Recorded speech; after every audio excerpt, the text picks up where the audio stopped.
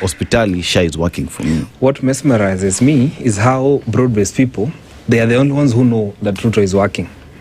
The teachers, the lecturers, the common mwananchi talk of different sectors of the economy. It is only people in government who know that the president is working. But when you ask those sectors, they say no, they feel no, they feel that this government is actually unresponsive to issues.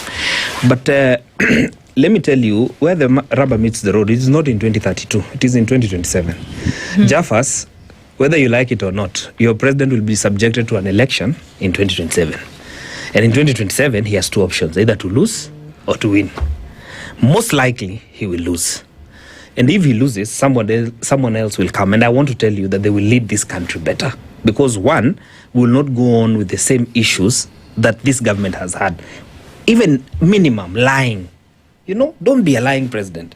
You say one thing when you mean the other thing. Number two, the bravado.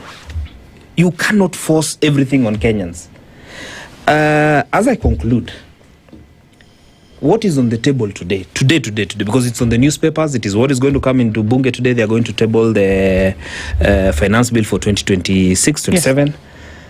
3 or 4 issues that I want to bring to the attention of Kenyans. Number one, Mbadi is proposing to remove VAT from pharmaceutical and a number of items. What that means when you remove VAT, it means that the cost will be moved to the general public. VAT, you normally claim it. And when you remove VAT, it is not a good thing. What they are saying they're going to remove VAT, it is going to affect the cost of products in the pharmaceutical, animal feeds. It's going to increase. Because before, what has been happening is that the businessman claims the money. And therefore, that money, the cost does not go to the item itself, the end product. Section 31, or rather the clause 31, and I want you to mark this. For the first time, the Commissioner General is proposing under that act that he will not ask for a certificate of origin of any goods. If you bring in cables, if you bring in any product, there will be no certificate of origin. That is the worst thing that you can do as the Commissioner General, not to ask where this good came from. For instance, if it is gold, it came from Sudan. Why don't you want us to know that this gold came from Sudan if there's nothing mischievous about Section 31? And if you're not trading in gold and you don't want people to know, why do you want to bring in such a clause? Lastly, that idea of yours of you're talking about the president said that he wants to anybody below 30,000 not to pay tax. First of all, they're in contradiction with his CS. The president says this, the CS says this. The CS said if they remove, they have to find somewhere to recover the money. That is hypocrisy. Because the two of them have been in contradiction. In the proposal, they have not proposed what you're saying. Because you need to look at the finance bill proposal for you to say that that is real. And because the president is used to saying one thing and meaning the other thing, we cannot take your word. We cannot take your word. I will be voting no for the finance bill 2026-27. Increasing or getting 117 billion. The most Uhuru Kenyatta did when he was president is 20 billion. The proposal that he ever brought that raised the most money is 20. 117 is ridiculous, out of this world. And you cannot raise it.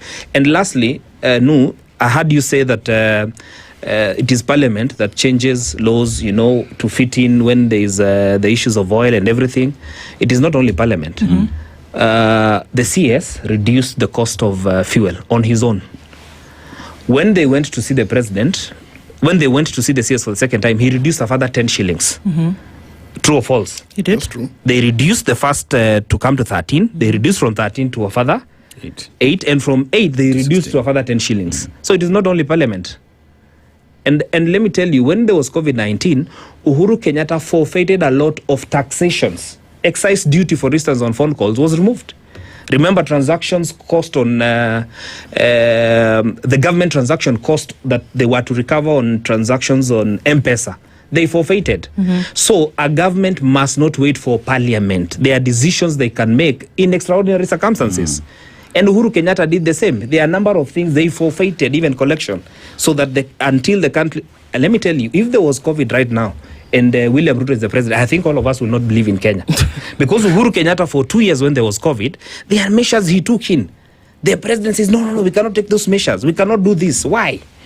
It is Kenya. It is our country. You should be concerned about Kenyans more, whether they will leave, not on the monies you will collect and what you will lose. So from what you're saying in all of this is that the people of their will is what should be on the ballot in 2027, but currently it's not.